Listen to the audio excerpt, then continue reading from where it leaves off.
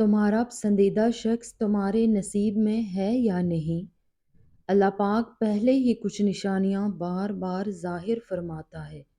ہماری زندگی میں بعض اوقات ایسے لمحات آتے ہیں جب ہم یہ سوچنے لگتے ہیں کہ کیا جو شخص ہمارے دل کے اتنے قریب ہے ہماری قسمت میں بھی لکھا ہے یا نہیں۔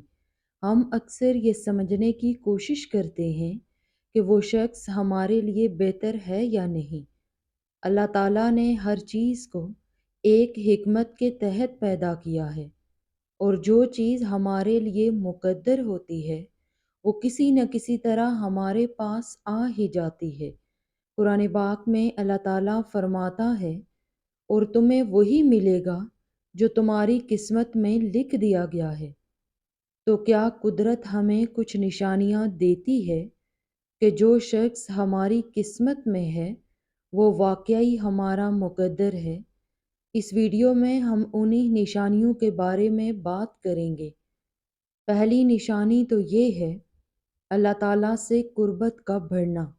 جب کوئی شخص واقعی آپ کی تقدیر میں ہوتا ہے تو وہ آپ کو صرف دنیاوی طور پر خوش نہیں کرتا بلکہ آپ کا اللہ سے تعلق بھی مضبوط کر دیتا ہے۔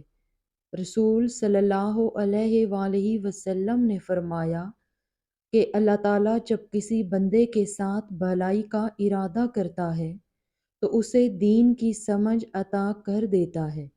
اگر کسی شخص کی محبت آپ کو نماز، قرآن اور اللہ کی رضا کے قریب کر رہی ہے تو یہ اس بات کا واضح اشارہ ہے کہ وہ آپ کی قسمت میں ہے اور اللہ تعالیٰ نے اسے آپ کے لیے بہتر بنایا ہے۔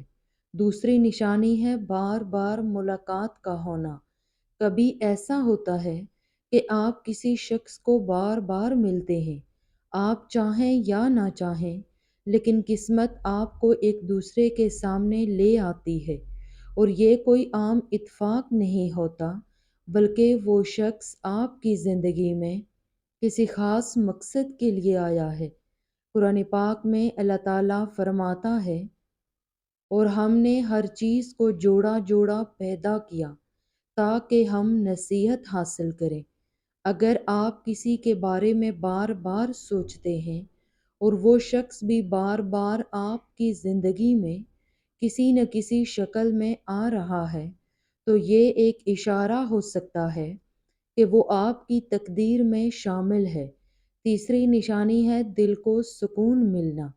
اگر آپ کا پسندیدہ شخص آپ کی قسمت میں لکھا ہوگا تو اس بات کی ایک بڑی نشانی یہ ہے کہ جب آپ اس شخص کے ساتھ ہوتے ہیں تو آپ کے دل کو سکون ملتا ہے، کوئی خوف، کوئی بے چینی نہیں ہوتی۔ اللہ تعالیٰ قرآن پاک میں فرماتا ہے، اور اس کی نشانیوں میں سے یہ ہے، اس نے تمہارے لیے ہم جنس جوڑے پیدا کیے تاکہ تم اس سے سکون حاصل کرو، اور اس نے تمہارے درمیان محبت اور رحمت رکھ دی۔ اگر کوئی شخص واقعی آپ کے مقدر میں ہے تو اس کے ساتھ وقت گزارنے سے آپ کے اندر مثبت تبدیلیاں آئیں گی اور آپ کو دلی سکون بھی حاصل ہوگا۔ وہ اس انسان میں تمہارے لیے سکون ہوتا ہے، اور جس انسان کو تمہارے لیے نہیں بنایا ہوتا وہ کبھی تمہارے لیے سکون اور خوشی کا باعث نہیں بنتا۔ اور اللہ جن لوگوں کو منزل نصیب کرتا ہے تو وہ ہمیشہ دونوں دلوں میں محبت ڈال دیتا ہے۔ چوتھی نشانی یہ ہے مشکل وقت میں بھی ساتھ دینا۔ اصل محبت کی نشانی تو یہی ہوتی ہے کہ وہ شخص مشکل وقت میں بھی آپ کا ساتھ نہ چھوڑے بلکہ آپ کی طاقت بنے۔ یاد رکھو، اگر کوئی شخص آپ کی زندگی میں خوشیوں کے لمحات میں نہیں بلکہ مشکلات میں بھی آپ کے ساتھ کھڑا ہوتا ہے تو یہ ایک واضح نشانی ہو سکتی ہے کہ وہ آپ کی قسمت میں شامل ہے۔ اور پانچویں نشانی یہ ہے استخارہ میں رہنمائی۔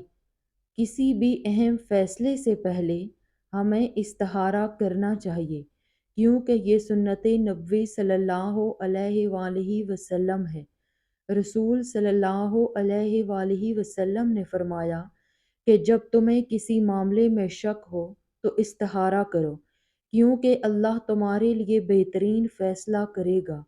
اگر آپ کسی کے بارے میں سوچ رہے ہیں اور استخارہ کرنے کے بعد آپ کا دل مطمئن ہو جاتا ہے اور معاملات آسانی سے ہونے لگتے ہیں، تو یہ اللہ کی طرف سے ایک اشارہ ہو سکتا ہے کہ وہ شخص آپ کے لیے بہتر ہے۔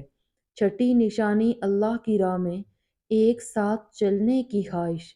رسول صلی اللہ علیہ وآلہ وسلم نے فرمایا کہ سب سے بہترین بیوی وہ ہے جو اپنے شوہر کے لیے مددگار ہو دین کے معاملے میں۔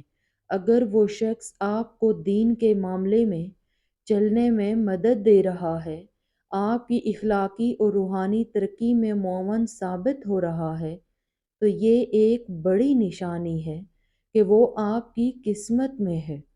یہ تمام نشانیاں ہمیں یہ بتاتی ہیں کہ اگر کوئی شخص ہماری قسمت میں ہے تو اللہ اس سے کسی نہ کسی ذریعے سے ہماری زندگی میں لے آئے گا۔